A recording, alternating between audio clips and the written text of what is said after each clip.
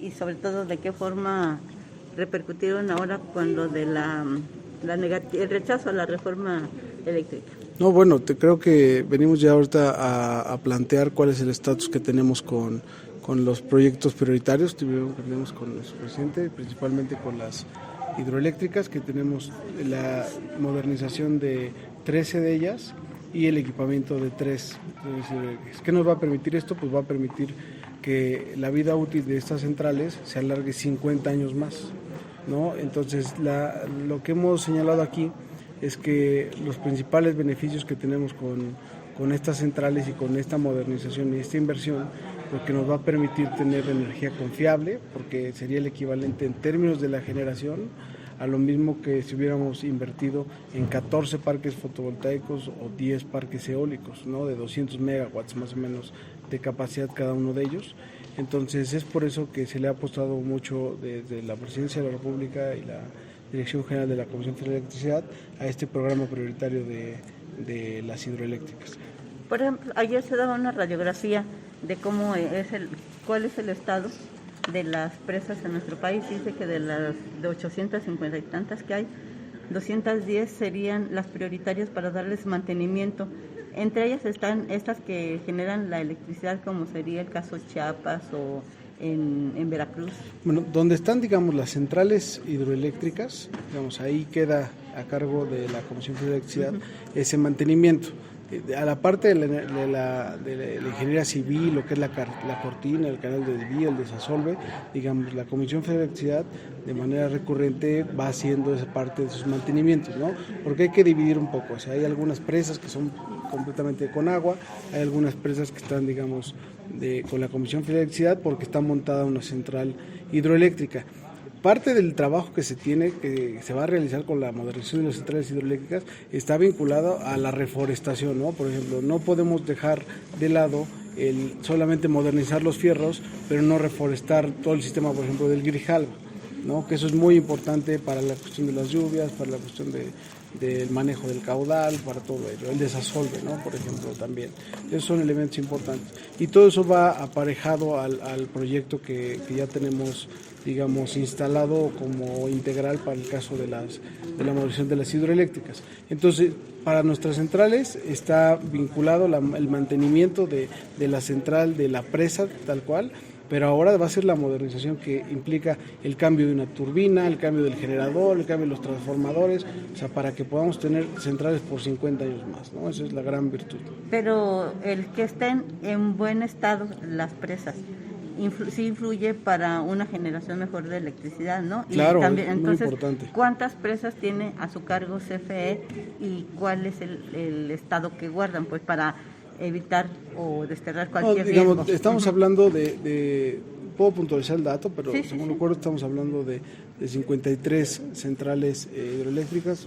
Vamos a tener 3 equipamientos, por ejemplo, 3 centrales que hoy son presas o que van a ser presas, ¿no? El caso de Santa María, que la está desarrollando este gobierno, y que el proyecto es que, además de ser una presa, en el caso de en Sinaloa, va a ser una central hidroeléctrica. El caso de la presa de Picachos, que también está ahí, y el caso de Amata. Amata es una presa reguladora que está en propiedad de la Comisión Federal de Electricidad y que nada más estaba como presa. Ahora se va a hacer el canal de desvío, digamos, el cuarto de máquinas, para que ya pueda quedar como una central tal cual. Entonces, el estado que guardan, digamos, ha mantenido esto, pero la modernización está implicada en que podamos tener ya otros 50 años más, como lo he mencionado, estas centrales. Entonces, se tiene y se ha cuidado porque es una infraestructura que requiere no solamente la CFE, sino todo el país, porque las centrales hidroeléctricas son las más importantes al momento de respaldar todo el sistema eléctrico nacional. ¿Y dónde están ubicadas? Están en todo el país. Por ejemplo, están en todo el país. Las más importantes están vinculadas al sistema Grijalva, ¿no? Que son las que están en el estado de Chiapas y, digamos, está en Tabasco, pero son 4 principalmente, que es La Angostura, es la que sigue en Malpaso, luego está Peñitas, es la última, y la Chicoacén, casi se me olvida.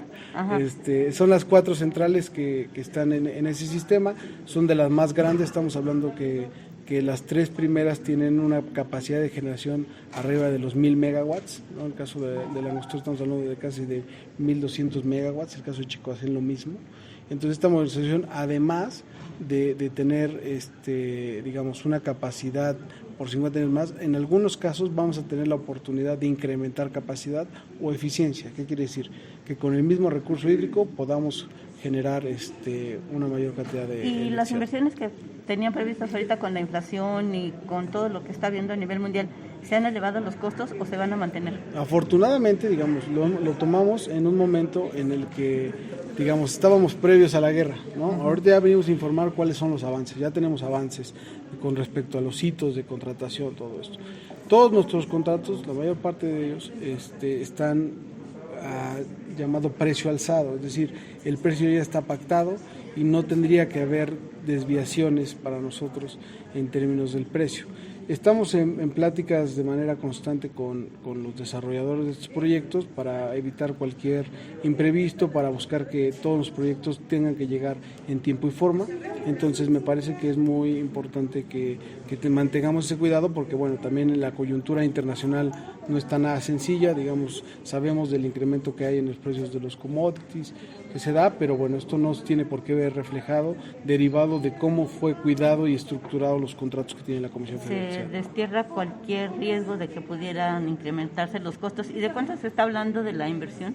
Bueno, estamos hablando de que entre la inversión que vamos a tener en las hidroeléctricas y los llamados proyectos prioritarios, estamos hablando de una inversión cercana a los 5,000 millones de dólares. ¿Y estos serían financiados con lo que se va a dejar de pagar a las empresas que tenían contratos así exagerados, ¿no? Que eran 400, casi 500, medio billón de pesos que se pagaban? Sí, digamos, esos eran como los daños que hemos estado reportando en este debate que se dio de los foros. Todos los proyectos que han sido aprobados por nuestro Consejo de Administración, digamos, tienen que tener la situación de ser rentables, entonces son autofinanciables, y entonces se ha buscado tener vehículos de financiamiento, digamos, que si bien son novedosos, cuidan el que el proyecto sea rentable y que pueda ser pagado y que a su vez eso pueda ser replicado en el futuro, ¿no? Se están obteniendo también algunos créditos vinculados a las agencias de exportación internacionales, ¿no? Hace no mucho nuestra Dirección de Finanzas señaló que había un convenio con la Agencia Francesa de Desarrollo para fortalecer estos proyectos de energía limpia. Entonces, digamos, los proyectos están cuidados en ese sentido para el caso de las hidroeléctricas, los proyectos prioritarios, de que sean proyectos rentables, que sean proyectos que lleguen en tiempo y cuidar mucho esa parte de los costos. El riesgo siempre va a estar latente, pero derivado de cómo fueron cuidados los contratos, de cómo fueron cuidados las condiciones que pactamos en esos contratos, pues no tendría por qué verse reflejado en un aumento de los precios porque el contrato está a precio alzado, quiere decir que está determinado ese precio. Por ejemplo, hablando de riesgos sociales, ¿no? Sabemos que cuando llueve mucho, pues se desbordan algunos ríos, algunas presas. En este tema siempre dicen, no, es que la CFE no avisó, es que y se echan la bolita a los otros. Sí. Ahorita, ¿cuáles son los riesgos de inundaciones o cómo las tienen previstas para evitar emergencias o situaciones? Bueno, digamos, personalmente no me toca llevar esa parte. Digamos, lo que se sabe, lo que nos ha informado, y digamos, el presidente está muy pendiente de que no vaya a ocurrir una inundación, digamos, ahí a Villahermosa por toda la situación. Entonces sí hay un decreto presidencial, ¿no? Que fue emitido desde hace 2 años, en el cual se tiene que dar la administración de un caudal ecológico en toda la presa en toda la presa del Grijalva, para que tenga un desasolve todo el año, para que tenga este caudal ecológico, no estén los vasos de agua, digamos, llenos en la temporada de lluvias.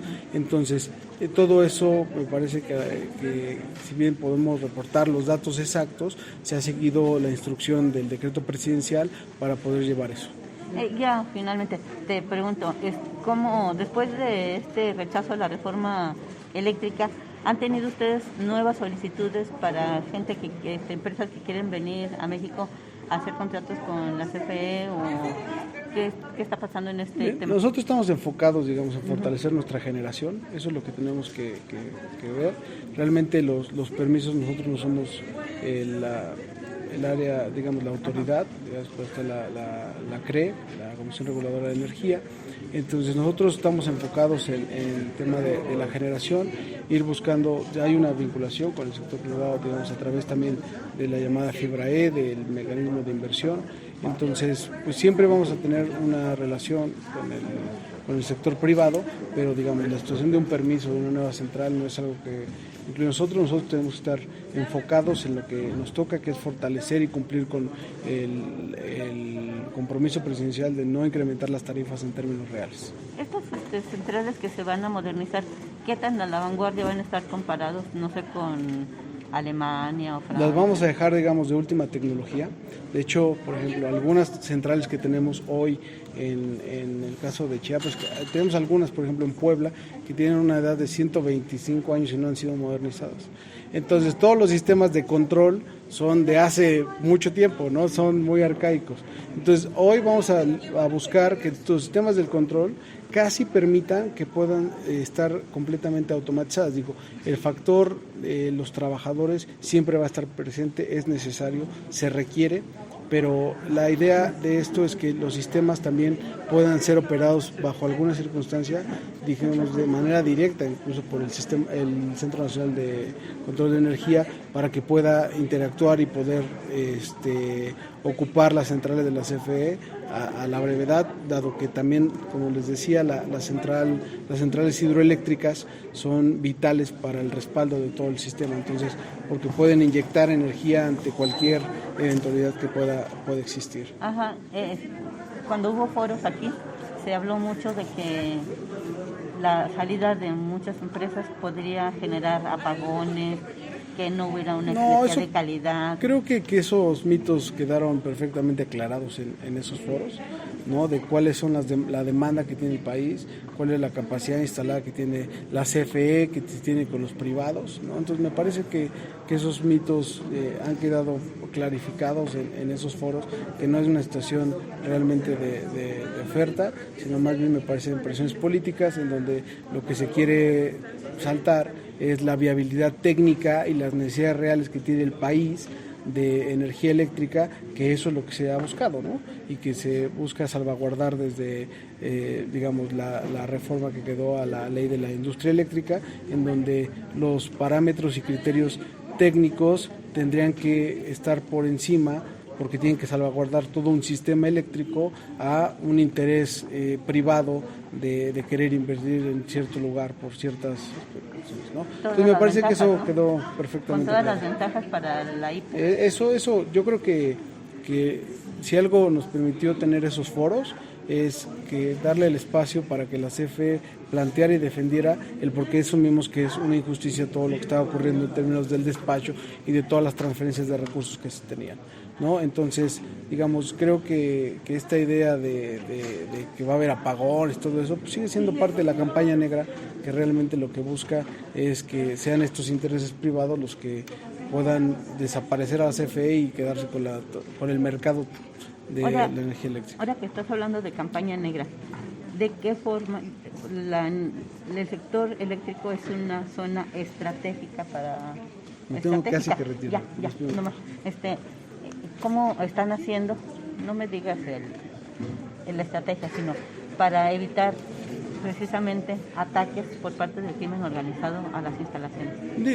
De la CFE, digamos, tiene su propia seguridad, que está vinculada a la seguridad física, y que siempre, pues, todas las instalaciones de CFE, sobre todo las de transmisión y distribución, están vinculadas a la seguridad nacional, ¿no? Entonces, digamos, eso creo que ya se tiene bastante trabajado y, digamos, no estamos exentos de cualquier situación de riesgo de seguridad, pero bueno, yo creo que la CFE ha trabajado bastante en ese ámbito y que lo sigue haciendo para buscar salvaguardar todas las instalaciones eléctricas del país. Muchísimas gracias a todos. Muy amable. Gracias.